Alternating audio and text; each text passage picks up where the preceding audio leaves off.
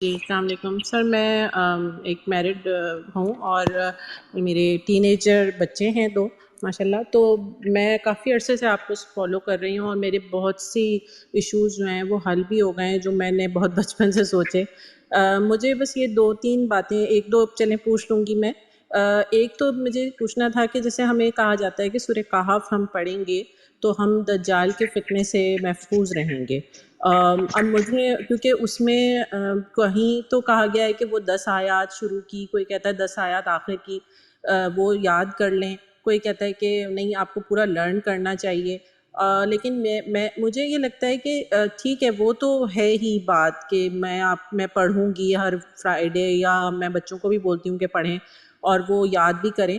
لیکن اس کے علاوہ کیا ہمیں اور اس کے لیے کوئی اور چیز نہیں ہے کیونکہ ہم تو ظاہر ہے عربی نہیں جانتے، اگر تو اس میں کیا ہمارے لیے کافی ہوگا کہ کیونکہ ہمیں تو نہیں پتہ کہ وہ دجال کا فتنہ ہمارے سامنے آئے گا نہیں آئے گا، کب آئے گا، ہمارے بچوں کے سامنے آئے گا یا نہیں آئے گا. تو اس کے لیے ہم کہ کیا صرف ہمارے لیے اتنا کافی ہے کہ ہم صرف وہ ریڈ کر کے یا لرن کر کے ہمارے اوپر وہ حل ہو جائے.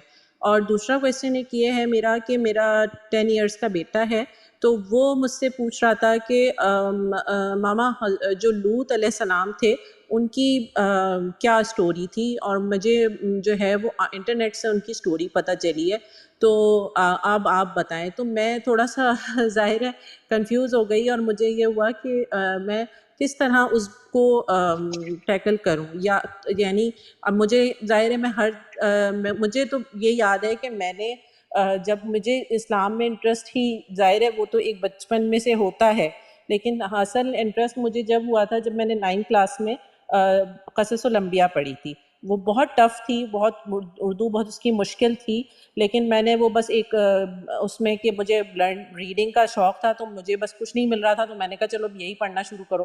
تو وہ میں نے بس جب شروع کی ہے تو مجھے بس اتنا زیادہ اس میں وہ ہونے لگا کہ میں بہت زیادہ جو ہے انبیاء کے اس میں آنے لگی کہ ان کے ساتھ کیا ہوا تھا، کیوں ہوا تھا. وہ بہت سی چیزیں مجھے سمجھ میں نہیں بھی آئی تھیں، اور اللہ آپ کو جزا دے کہ آپ نے بہت سے میرے سوالوں کے جواب بھی دیے.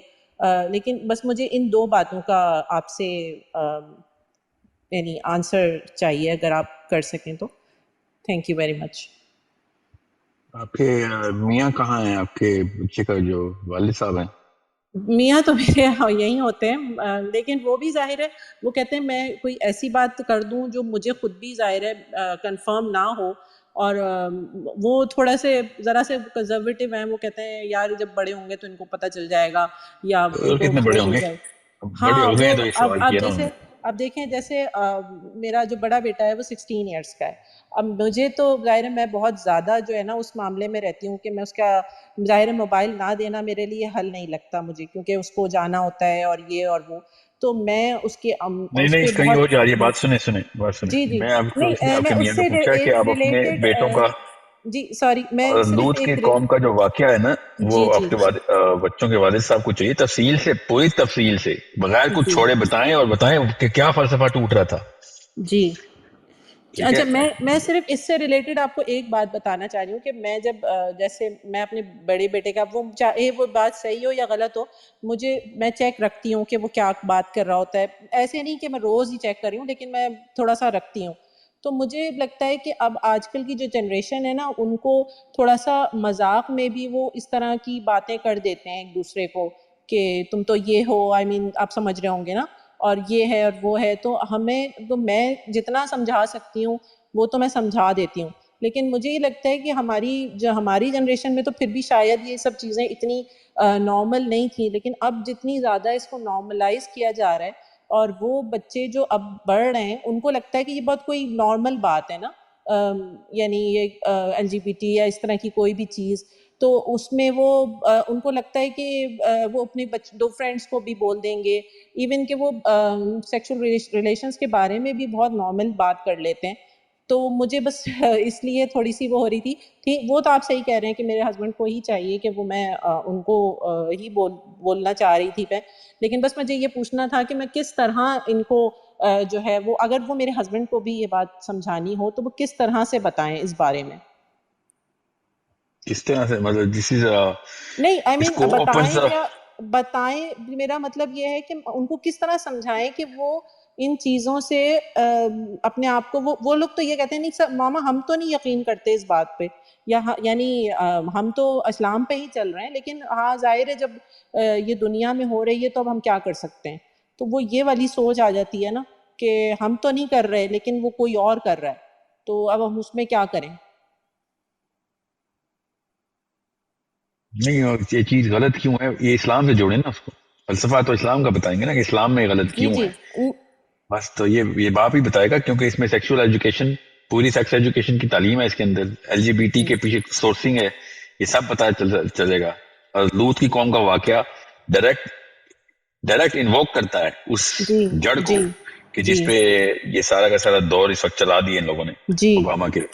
جی, اور مجھے لگتا ہے کہ بہت وہ ظاہر ہے جب میرے بیٹے نے یہ بات مجھ سے پوچھی ہے تو ہو سکتا ہے اس کے دماغ میں کوئی ایسی بات آئی ہو جو اس سے لنک ہو, اور اس نے مجھ سے, ورنہ وہ کسی بھی نبی کے بارے میں پوچھ سکتا تھا, پوچھتا ہے وہ, لیکن اس ریلیٹڈ جی جی, خاص طور پر اس نے مجھ ایسا سے ہی ہے. پوچھا. آپ کے جو میاں ہیں نا, آپ کے جو شوہر ہیں, ان کو جی آپ پریپ کریں کہ اب وقت آ گیا کہ بچوں کو ہر چیز باپ خود بتائے, بیٹیوں کو ماں خود بتائے.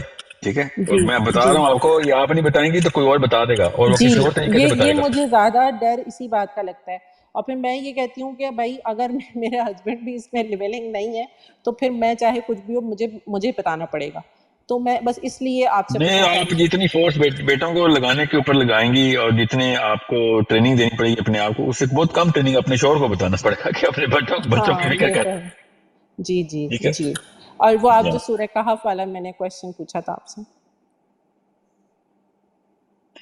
کیا, اچھا سورہ کہف کا کوشچن تھا کہ اگر ہاں تو میں نے دجال یہ آپ کہا کے تھا کہ ٹائم پہ آ جاتا ہے, میں سمجھ گیا ہوں آپ کو. جی جی جی اگر آپ کے ٹائم پہ آتا ہے نا دجال, ٹھیک ہے, تو جی یہ تو ضروری ہے کہ تینوں حدیثیں پتہ ہوں آپ کو کہ تینوں حدیثیں کیا ہیں. کہ پہلی حدیث یہ ہے کہ پہلی 10 آیات, اگلی جی حدیث یہ ہے کہ آخری 10 آیات, اور ایک حدیث یہ کہ جیسے اللہ تعالیٰ نے سورہ کہف نازل کیا ویسے ہی اگر ایک بندے نے کو یاد ہے اور ویسے ہی پڑھتا ہے وہ.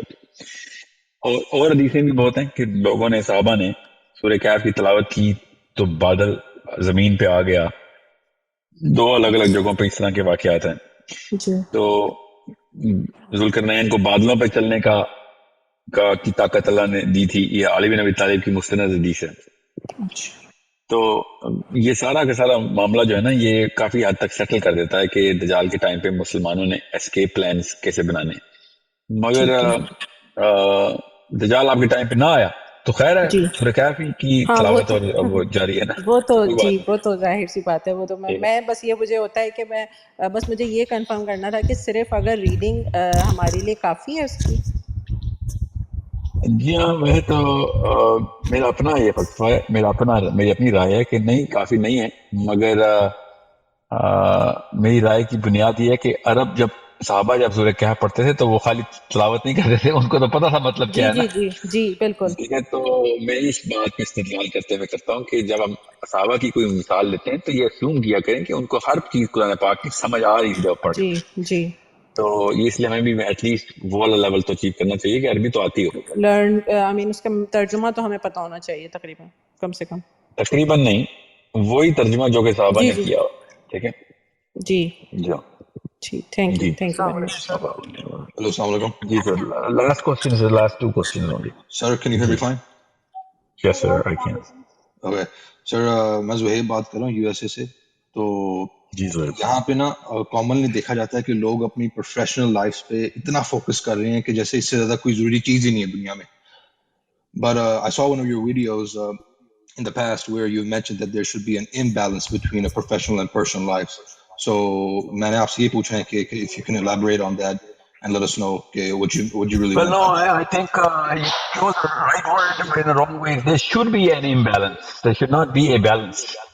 Right. There should be an imbalance between your professional career ship and your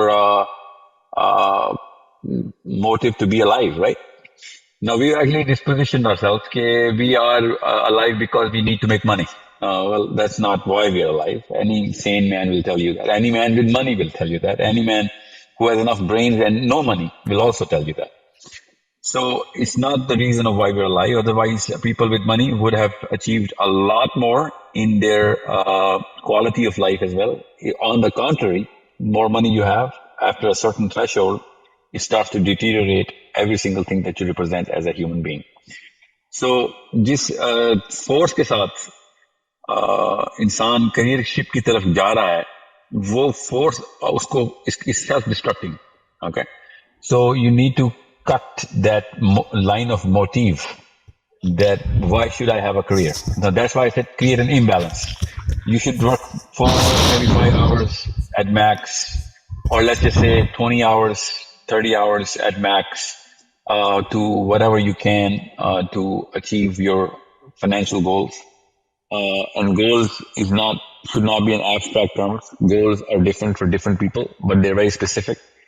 You should have enough money so that you cannot be worried about certain critical things in life, like food and shelter, and certain things which are sensible to have. For example, if you have a car, then you are putting 40 extra hours a week just to buy a Ferrari, then there's a problem here. Okay. Or let's just not a Ferrari. Only 1% of people would less than that would have a Ferrari as an aspiration. But a bigger car, even though your car is not giving you any problems, and the kind of time you're going to spend on getting a way bigger house or way bigger car or more number of cars is going to be taken away from that time which you should be giving to your actual purpose of life, right? So the kind of force that people are putting to get a career, that should be toppled, and the picture should be skewed towards making better human beings, more progressive human beings, to get more research done regarding akhirah and Jannah and Jahannam, and reverse engineer that constellation, that lifestyle that we are going to live there, reverse engineer it into this planet. And you'll find that even the Nepalese monks are going to be polishing your shoes, because you are going to have that quality of life and that give factor.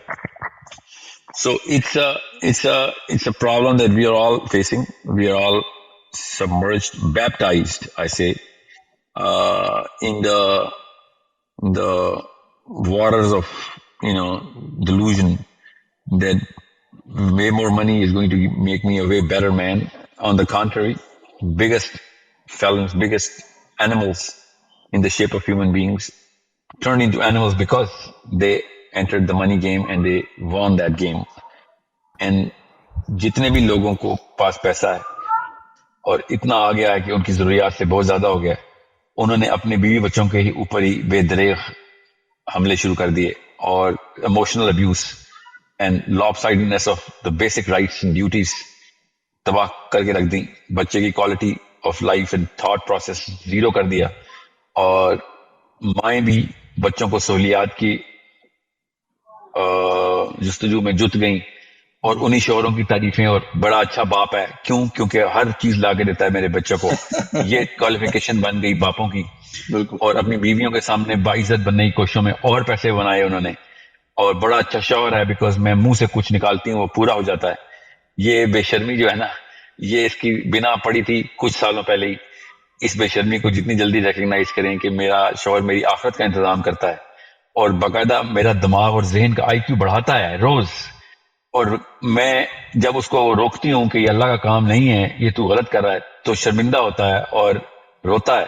ये होता है असली शौहर.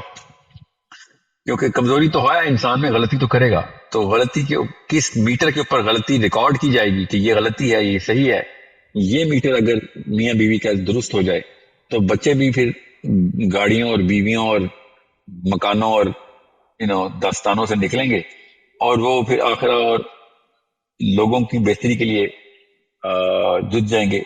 और इसके लिए ये बात अल्लाह ताला ने हमारे सामने आयां कर दी है कि you don't need to be a Muslim to realize this common sense. Muslim is a way bigger scope of the entirety, in the entity of human being. Muslim does a lot more than what a regular human, just a good human being can do. And a proof of that is Christians. Christians have actually lived their life, and I'm not talking about all Christians, but people who have actually believed in the purpose, wanting to please their own creator or the three creators that they believe in, they actually, in the light of their philosophy, turned into givers. And now we know that there's a 100% club, there's a 90% club in Christians who give all of whatever they make to charity and to help other people. And they make good money. And they know that, they have committed to this philosophy. मुसलमानों में 100% club था, अबू बकर Siddique 100% club, मुसलमानों में 50% club भी था, Umar Khattab 50% club, मगर मुसलमानों में अब क्या है कहते हैं 2.5% क्लब है, वो भी हीले बहाने करता है कि ज़कात इस तरह नहीं तो उस तरह नहीं तो इस तरह, रमजान में पैसे निकाल लो बैंकों से कि ज़कात ना कट जाए. और ये 2.5% तक की जो प्लमेट है ना हमारी, वो सिर्फ इसलिए है बिकॉज हमारी जो बाकी की 97.5% की जो जस्तजू है वो सेविंग अकाउंट्स के ऊपर चली गई, and shinier cars and better looking clothes. So all of that is just an indicator कि हम किस लेवल पे जंग आलूद हो चुके हैं. And I am not giving a philosophy of that monk who's sitting in under some fig tree in Nepal. I'm giving you the philosophy of my own Prophet sallallahu alaihi wasallam, so that we can know कि दुनिया कोई भी राहिब वो life नहीं गुजार सकता जो मेरे नबी ने गुजारी, और दुनिया कोई बादशाह भी वो लाइफ नहीं गुजार सकता जो मेरे नबी ने गुजारी, दुनिया कोई जर्नैल भी नहीं गुजार सकता जो मेरे नबी ने गुजारी.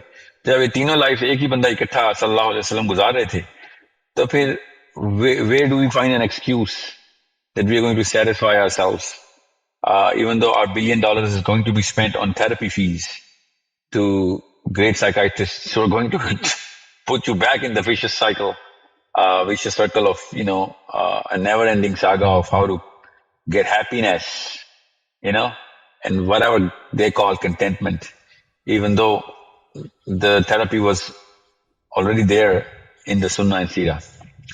So that's why I want to imbalance this picture, lopsided, topple this diagram altogether.